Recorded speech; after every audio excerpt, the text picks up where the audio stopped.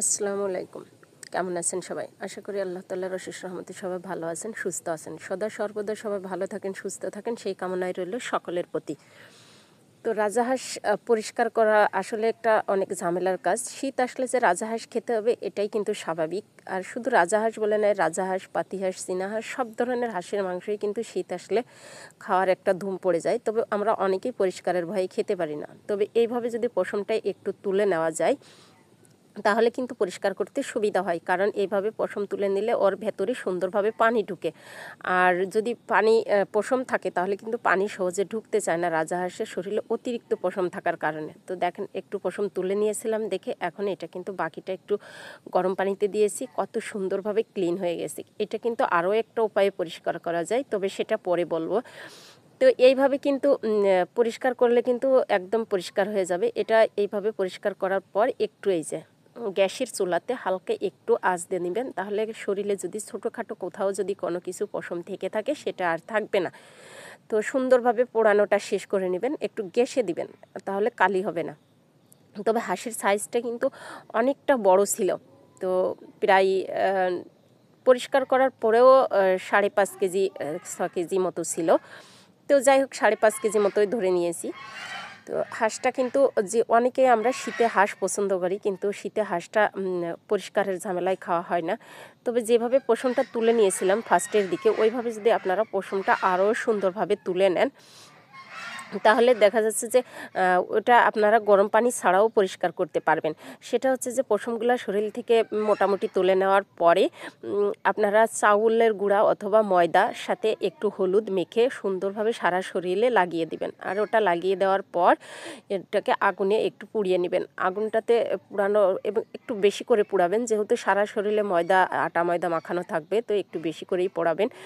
তো ওইটা যখন পোড়ানো হয়ে যাবে শরীরের থেকে, যখন হাঁসের মাংসটা হাঁসটা যখন ঠান্ডা হয়ে যাবে তখন আটাটা তুলে ফেলবেন। আটাটা তুললে দেখা যাচ্ছে হাঁসের শরীরের মধ্যে যে পশমগুলো ছোট ছোট খুঁটো বলি আমরা, আপনারা কোন জেলাতে কি বলেন জানি না, কমেন্টে জানাবেন। তো ছোট ছোট পশম থাকে, ওই পশমগুলো কিন্তু দেখবেন যে ওই আটাটার সাথে একবারে মাংসের ভেতর থেকে সুন্দরভাবে বের হয়ে চলে আসে।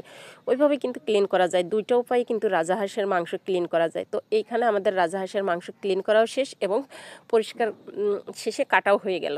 তো মাংসটার কিন্তু অনেক সুন্দর কালার আসছে, আর মাংসটা দেখলেই বুঝতে পারছেন মনে হচ্ছে যেন গরুর মাংসের মতো। আর কাটা যেহেতু হয়েই গেল, রান্নাটা কেন আপনাদের সাথে শেয়ার করব না, বাকিটা না হয় আপনাদের সাথে একটু শেয়ারই করি। যেহেতু আমার রান্নার চ্যানেল না, তবুও কিন্তু আপনাদের সাথে যেহেতু পরিষ্কার করাতে যে কাটা শেষ আর পরিষ্কার করা শেষ, তাহলে রান্নাটাও একটু শেয়ার করলাম সেই জন্য। তো যাই হোক, একে একে এর ভিতরে যে মশলাগুলা দিতে হবে রাজাহাঁসের মাংসের, সমস্ত মশলাগুলা এর মধ্যে তুলে দেওয়া হচ্ছে। তবে আমি যে পুরোটা সম্পূর্ণই যে কী কী মশলা লাগে কী লাগে এগুলো আপনারা সবাই জানেন, তো আমি নতুন করে বলছি না, যেহেতু আমার রান্নার চ্যানেল না।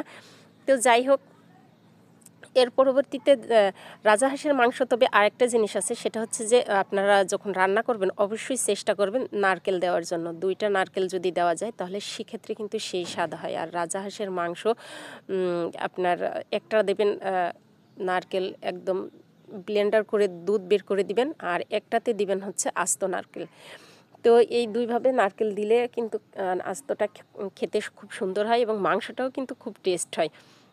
তো এখানে মাংসটা দেওয়ার জন্য কিন্তু মশলাটা প্রায় কষানো শেষ, তেল ছেড়ে দিয়েছে। তেল ছেড়ে দিলে কিন্তু মাংস কষানোর সময় যখন তেল ছেড়ে দেয় তরকারি মশলা কষানোর সময়, তখন দেখবেন যে মাংসটা কিন্তু দেওয়ার উপযোগী হয়ে যায়। তো মশলাটার যে তেলটা ছেড়ে দিয়েছে সেটা বোঝাই যাচ্ছে। এর মধ্যে একে একে কিন্তু এবার মাংসগুলোকে তুলে দেওয়া হবে।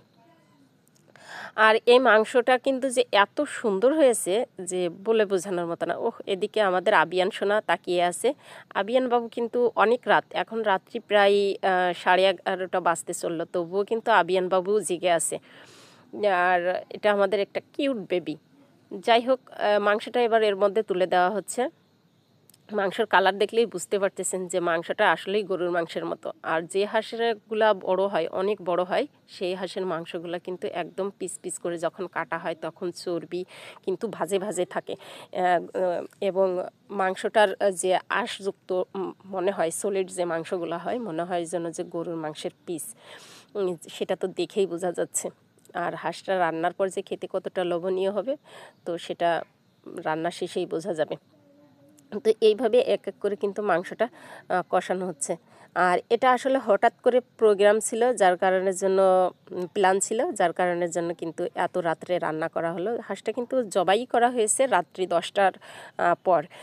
অনেকেই আছেন যে আলেসি করে যে এত রাত্রিবেলা হাঁস পরিষ্কার করব বা দিনের বেলা পরিষ্কার করতে ভয় পান। তবে আমি যেভাবে বলছি ওইভাবে যদি আপনারা হাঁসটা পরিষ্কার করেন তাহলে দেখবেন যে আল্লাহর রহমতে তেমন কোনো মানে পরিশ্রমই হবে না। তো যাই হোক, মাংসটা কিন্তু আমরা হালকা একটু নেড়ে নিয়ে প্রেশারের মধ্যে দিয়ে দিচ্ছি। আর দিচ্ছি এই কারণের জন্য যে মাংসটা এতটা ছিল যে এই প্রেশারের মধ্যে ধরতো না একবারে, এই জন্য হালকা একটু নেড়ে চেড়ে একটু কমিয়ে প্রেশারের মধ্যে দেওয়া হলো। তবে অনেকেই আছেন যে হালকা কড়াইয়ের মধ্যে নেড়ে চেড়ে আবার প্রেশারে দিয়ে সিটি দিয়ে নামিয়ে রাখেন খাওয়ার জন্য। তো মাংসটা সিটি দেওয়া হয়ে গেল, সেই সাথে সিটি দিতে বসিয়ে দেওয়া হলো, আর সাথে চলছে চিতাই পিঠা। তবে রাজাহাঁসের মাংসের সাথে যদি চিতাই পিঠা অথবা আপনার আমরা ছাঁচ পিঠা বলি, চিতই বলি বা কাঁচি পোড়া পিঠা বলি, তো যাই হোক এটা এবং রুটি যেটাই হোক না কেন সেই স্বাদ লাগে। আর শীতে যদি এই সমস্ত আইটেমগুলো থাকে তাহলে তা আরও ভালো। এদিকে আমাদের প্রেশার কুকার থেকে কিন্তু মাংসগুলো কিন্তু সিটি দেওয়া শেষ, আবার কিন্তু কড়াইয়ের মধ্যে ঢেলে নিয়েছি সুন্দরভাবে কষানোর জন্য। কারণ মাংসটা যত সুন্দর কষানো হবে তত কিন্তু নারকেলের যে দুধটা ওর মধ্যে ঢুকবে এবং ওটা থেকে কিন্তু মাংসের যে একটা হাঁসের মাংসের যে একটা উগ্র গন্ধ থাকে এটা কিন্তু থাকবে না, এই স্মেলটা চলে যাবে এবং এত সুন্দর একটা স্মেল বের হবে কল্পনাই করা যাবে না। তো এই রাজাহাঁসের মাংসের সাথে কিন্তু আরও কিছু আইটেম ছিল, সেটা হচ্ছে যে প্রেশারে অন্যদিকে গরুর মাংস বসিয়ে দেওয়া হয়েছে এবং মুরগির মাংস আলাদা রান্না করা হয়েছে। হঠাৎ করে প্ল্যান ছিল, তো যাই হোক হঠাৎ করে রান্না করা হয়ে গেল। হাঁসটা যেহেতু পরিষ্কার করা নিয়ে অনেকেই বলছে যে রাজাহাঁস পরিষ্কার করা নিয়ে একটু ঝামেলা।